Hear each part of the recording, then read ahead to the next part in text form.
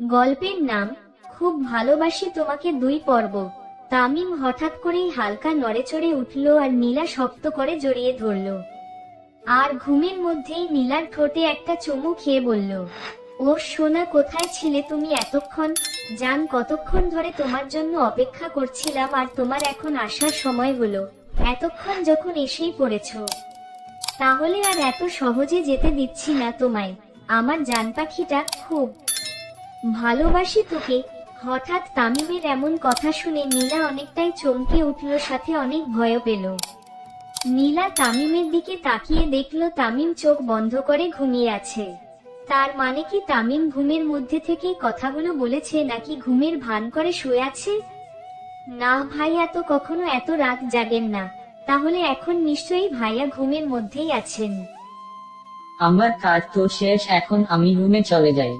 না হলে ভাইয়া যদি হঠাৎ ঘুম থেকে উঠে যান আর আমাকে এইখানে দেখে ফেলেন, তাহলে তো সর্বনাশ হয়ে যাবে। ভাইয়া যদি আমাকে জিজ্ঞেস করেন আমি উনার রুমে কেন, তাহলে আমি কি জবাব দিব ভাইয়াকে? না, এখন আমার রুমে চলে যাওয়াই ভালো। দ্রুত কেটে পর নীলা মনে মনে বলল কথাগুলো। তারপর নীলা যেই তামিমের উপর থেকে উঠতে যাবে, তখনই তার মনে হলো কে যেন তাকে ধরে রেখেছে, যার কারণে সে উঠতে পারছে না। নীলা ভালো করে খেয়াল করে দেখলো তামিম তাকে জড়িয়ে ধরে রেখেছে, যার কারণে সে উঠতে পারছে না। মহা বিপদর পড়ল এখন আরেক বিপদে। এখন সে কিভাবে তার রুমে যাবে? উঠতে গেলেই তো তামিম ভাইয়ার হাত সরাতে হবে। তখন যদি তামিম ভাইয়া ঘুম থেকে উঠে পড়েন, তাহলে তো উনি আমাকে দেখে ফেলবেন। এখন আমি কি করব? নীলা অনেকক্ষণ ধরে ভাবার পর হঠাৎ তার মাথায় একটা বুদ্ধি এলো। এখন এই বুদ্ধি কাজে লাগিয়েই তাকে এইখান থেকে বের হতে হবে, এছাড়া আর কোনো উপায় নেই। নীলা আর কোনো কিছু না ভেবে তার বুদ্ধি মোতাবেক তামিমের গায়ে সুড়সুড়ি দিতে শুরু করলো। এতে তামিম কিছুটা নড়েচড়ে উঠল, কিন্তু নীলাকে ছাড়ল না। নীলাও হাল ছাড়ল না, সে তার মতো করে তামিমের গায়ে সুড়সুড়ি দিয়েই যাচ্ছে। কিন্তু তবুও তামিম নীলাকে ছাড়ছে না। এদিকে নীলারও হাত ব্যথা করছে তামিমের গায়ে সরাসরি দিতে দিতে। তারপর নীলা সরাসরি দেওয়া বাদ দিয়ে রেগে গিয়ে তামিমের ঘাড়ের মধ্যে জোরে একটা কামড় বসিয়ে দিল। কামড় খেয়ে তামিম ঘুম থেকে চিৎকার মেরে উঠল। এর মধ্যে সে নীলাকেও ছেড়ে দিল। সাড়া পেয়ে নীলাও নিজের জীবন বাঁচাতে দৌড়ে তামিমের রুম থেকে বেরিয়ে সোজা নিজের রুমে চলে আসলো। তামিম ঘুম ঘুম চোখে রুমের চারপাশে তাকাতে লাগলো, কিন্তু রুমের মধ্যে সে কাউকেই দেখতে পেল না। সে তাড়াতাড়ি করে বিছানা থেকে উঠে রুমের লাইট অন করলো। এবার রুমটা আলোকিত হয়ে উঠল। তামিম মনে মনে বলল, রুমের মধ্যে তো কেউ নেই, তাহলে আমাকে ঘুমের মধ্যে কামড় দিল কে? রুমে ভূত টুত এলো না তো? না না, ভূত বলতে পৃথিবীতে কিছু নেই, সব মনের ভুল। কিন্তু আমাকে কামড় দিল কে?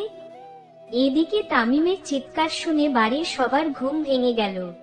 সবাই যার যার রুম থেকে বেরিয়ে দ্রুত তামিমের রুমে চলে আসলো। তামিমের মা, কি হয়েছে বাবা, তুই এইভাবে চিৎকার দিলি কেন? কি হয়েছে তোর?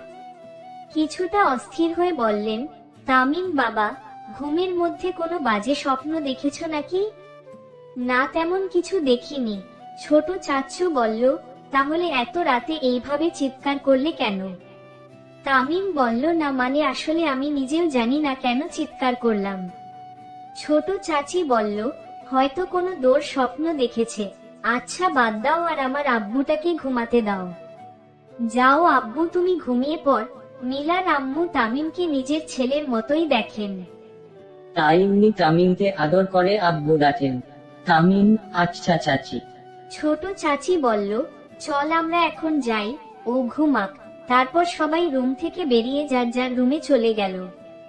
আর তামিম রুমের লাইট অফ করে ড্রিম লাইটটা জ্বালিয়ে আবার বিছানায় গিয়ে শুয়ে পড়ল। বিছানায় শুয়ে হয়ে তামিম ভাবতে লাগলো, কেউ এসেছিল নাকি আমার রুমে? কেউ না, আসলে আমার ঘাড়ে কামড় মারলো কে? ঘাড়ে তো এখনো হালকা ব্যথা করছে। নিশ্চয়ই আমার রুমে কেউ না কেউ এসেছিল, কিন্তু কে সে? নীলু এলো না তো আবার? না, নীলু তো কখনো এত রাত জাগে না। 10টা হলেই তার চোখ ঘুমে টলমল করে। নীলু না আসলে কে আসবে তাহলে? দূর, যা হওয়ার হয়েছে, এইসব আর ভেবে লাভ নেই, এখন বরং ঘুমিয়ে পড়ি। তারপর তামিম আবার নিজের মতো করে ঘুমিয়ে পড়ল। এদিকে নীলা তামিমের রুম থেকে গৌড়ে এসে তার রুমে ঢুকেই হাঁপাতে লাগলো। আর একটু হলেই সে তামিমের কাছে ধরা পড়া যেত। ভাগ্যিস একটুর জন্য বেঁচে গেছে। নীলা হাঁপাতে হাঁপাতেও তার ঠোঁটের কোণায় বিশ্বজয়ী এক হাসি ফুটে উঠল।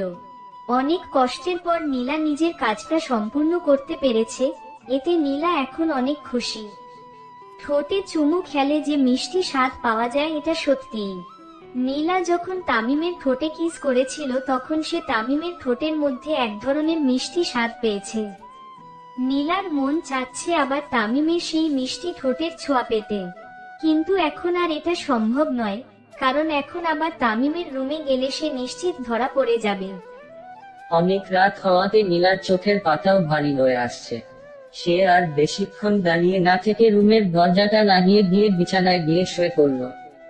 ঘুম ভর্তি চোখ বন্ধ করতেই নীলা ঘুমের দেশে হারিয়ে যায়। সকালবেলা, তামিম তোর ঘাড়ে এটা কিসের দাগ বাবা? সকালবেলা ডাইনিং টেবিলে বসে তামিম সবার সাথে নাস্তা খাচ্ছিল, ঠিক তখনই তামিমের আম্মু উপরোক্ত কথাটা বলেন। তামিম তার আম্মুর কথাটা শুনে অনেকটা চমকে উঠল। তামিমের আম্মুর কথায় টেবিলে বসা সবাই তামিমের দিকে তাকালো। তামিমের মা, কিরে এইভাবে চমকে উঠলি কেন? আর তোর ঘাড়ে এটা কিদের দাগ? দেখে তো মনে হচ্ছে কেউ দাঁত দিয়ে কামড় দিয়েছে। তামিমের ঘাড় দেখতে দেখতে তামিম বলল, এইসব কি বলছো আম্মু? আমার ঘাড়ে কামড়ের দাগ আসবে কোথা থেকে? অবাক হয়ে তামিমের মা, তুই গিয়ে ওয়াশরুমের আয়নার মধ্যে একবার নিজের ঘাড়টা দেখে আয়, তাহলে বুঝতে পারবি। তামিম নিজের আম্মুর কথা মতো চেয়ার থেকে উঠে সোজা ওয়াশরুমে ঢুকে ওয়াশরুমের আয়নার সামনে এসে দাঁড়ালো। আয়নার সামনে এসে দাঁড়াতেই তামিম দেখলো তার ঘাড়ের মধ্যে কামড়ের দাগ। দেখেই বোঝা যাচ্ছে এটা দাঁতের কামড়, কিন্তু তার ঘাড়ে কামড় দিল কে? তামিম আর ওইখানে না থেকে আবার ডাইনিং টেবিলে এসে বসে পড়ল। তামিমের মা, কিরে দেখেছিস? বল এবার তোর ঘাড়ে এই কামড়ের দাগ এলো কোথা থেকে? তামিম বলল, আসলে আম্মু মানে তামিমের মা মানে কি? যা বলার ভালো করে বল। তামিম বলল, আসলে গতকাল কলেজ থেকে আসার সময় রাস্তার মধ্যে একটা বাচ্চা ছেলে কোলে নিয়েছিলাম। তখন ওই বাচ্চা ছেলেটাই আমার ঘাড়ে কামড় বসিয়ে দিয়েছে। এটা হয়তো সেটারই দাগ। তামিমের মা, কিন্তু দাগ দেখে তো মনে হয় না এটা কোনো বাচ্চার কামড়, মনে হচ্ছে এটা কোনো বড় মানুষের দাঁতের কামড়। তামিম বলল, হে আম্মু, ঠিকই বলেছ, ওই বাচ্চাটা প্রায় 3 বছরের ছিল। তামিমের মা, কি ছোট চাচি? আহা ভাবি, বাদ দাও না এখন এইসব। আর আমার আব্বুটাকে একটু শান্তিতে খেতে দাও। আব্বু, তুমি খাও তো। আর পরের বার থেকে এমন কোনো বাচ্চা ছেলেকে কোলে নিবা না যার কামড়ানোর স্বভাব আছে। তামিম বলল, আচ্ছা চাচি। ছোট চাচির কথা শুনে তামিমের আম্মু আর কিছু বললেন না। নীলাও এতক্ষণ ধরে ডাইনিং টেবিলে বসেছিল আর মনে মনে ভীষণ ভয় পাচ্ছিল। এই বুঝি সে ধরা খেয়ে গেল। কিন্তু নীলার আম্মু তামিমের আম্মুকে থামিয়ে দেওয়াতে নীলা মনে মনে এক স্বস্তির নিঃশ্বাস ছাড়ল। তারপর সবাই চুপচাপ যার যার মতো নাস্তা শেষ করে উঠে পড়ল। নাস্তা শেষ করে তামিম রুমে এসে বিছানায় বসে বসে ভাবতে লাগলো তাকে কামড়টা দিলকে।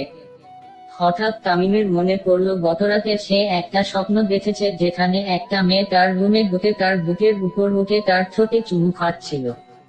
তামিম তখন মেয়েটাকে নিজের বউ মনে করে মেয়েটাকে জড়িয়ে ধরে আর গেও মেয়েটার ঠোঁটে চুমু খায়।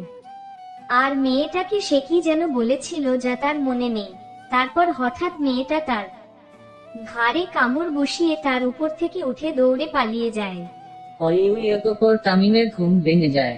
স্বপ্নের ঘটনাটা ভেবে তামিম বিছানার উপর তাকাতেই দেখলো বিছানার উপর একটা লম্বা চুল পড়ে আছে। তামিম তাড়াতাড়ি সেই চুলটা নিজের হাতে নেয় আর দেখে চুলটা অনেক বড়। চুলটা যে মহিলাদের সেটা তামিম ভালো করেই বুঝতে পেরেছে, কিন্তু তার রুমে মহিলা আসলো কোথা থেকে?